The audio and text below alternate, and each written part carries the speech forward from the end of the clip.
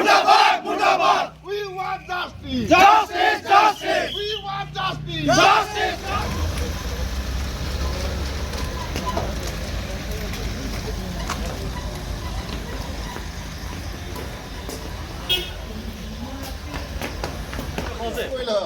এৰিলে হয় জানো মোক কওক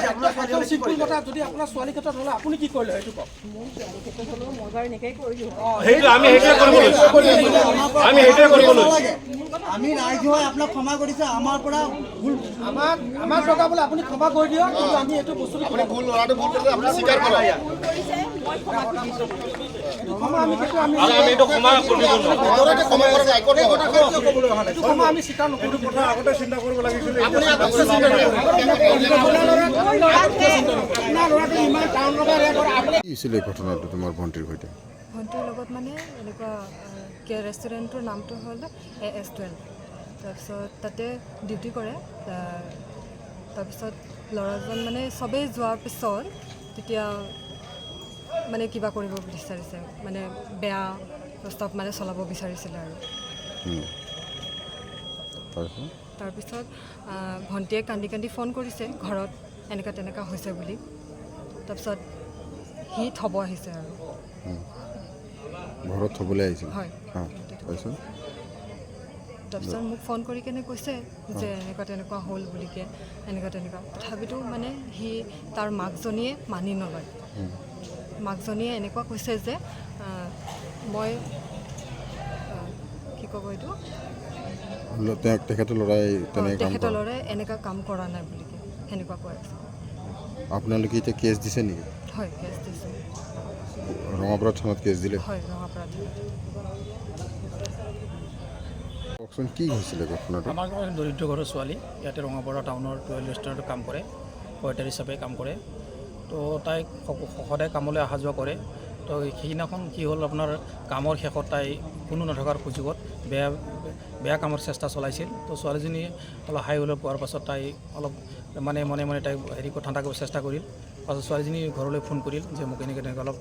ৰেষ্টুৰেণ্টখনৰ ল'ৰাজনে এনেকুৱা বেয়া ব্যৱহাৰ কৰি বেয়া কৰিছে তো ঘৰলৈ ফোন কৰাৰ পাছত ঘৰৰ গৃহস্থ তাই ল'ৰাটো নিজে গৈ পেলাই ঘৰত থৈ আহিল তো কথাখিনি ইমান মাকে আহি তেখেতৰ ল'ৰাটোৰ গাৰ্জেন আহি পেলাই মানে কোনো প্ৰতি ল'ৰাটোৱে স্বীকাৰ কৰিছে ভুল কৰিছোঁ বুলি কিন্তু গাৰ্জেনে স্বীকাৰ নকৰে যে এইটো কথা মই কৰিছোঁ বুলি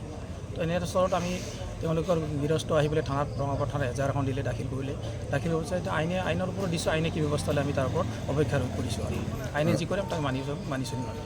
ল'ৰাজন নাম কি ল'ৰাজন অবিনাশ বৰা কিবা লগত জড়িত নেকি তেখেত আমি গম পাওঁ মতে অসম ছাত্ৰ সন্থাৰ লগত জড়িত আছে জিলা কমিটিৰ কিবা পদত আছে বোধহয় সেইবুলি আমি গম পাওঁ আৰু এতিয়া আপোনালোকে কি বিচাৰিছে আমি বিচাৰিছোঁ আইনে তেওঁক শাস্তি দিয়ক উপযুক্ত শাস্তি দিয়ক যিহেতু দৰিদ্ৰ ছোৱালী আৰু তেওঁক যদি এইটো শাস্তি নিদিয়ে আজি মোৰ ভতিজাজনী কৰিছে কালি আন ছোৱালী কৰিব সেইটো কাৰণে মই ভাবোঁ আইনে উপযুক্ত শাস্তি দিয়ক আমি তেওঁক সেই কামনা কৰিছোঁ আমি অসম চৰকাৰলৈ আবেদন জনাইছোঁ এনে দোষীক যাতে কঠোৰ শাস্তি দিয়ক হয় কি হৈছিলে কওকচোন আজি আমি গম পালোঁ যে আমাৰ গাঁৱৰে ছোৱালী এজনী বনিতা বড়ো এইখন AS12 ৰেষ্টুৰেণ্টত কাম কৰে তেখেতে ৱেটাৰ হিচাপে তাই কাম কৰে আজি গম পালোঁ এইখন হোটেলৰ স্বত্বাধিকাৰী অবিনাশ বৰা লগতে তেওঁ এজন ছাত্ৰ সন্থাৰ লিডাৰ তেওঁ এটা জঘন্য কাণ্ড কৰিছে আমাৰ গাঁৱৰ ছোৱালী বনিতা বড়োক তেওঁ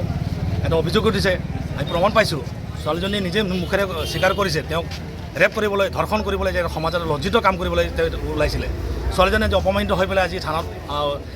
আহি পেলাই তাই এজাহাৰ দিছে লগতে আমি গম পালোঁ আমি গাঁৱৰ ছোৱালী হিচাপে আমি তাইক সহায় কৰিব আহিছোঁ যে গাঁওখনক বদনাম কৰিছে এইখন হোটেলৰ ৰেষ্টুৰেণ্টৰ স্বত্বাধিকাৰী অবিনাশ বৰাই তেখেতে এটা সমাজৰ জঘন্য কাণ্ড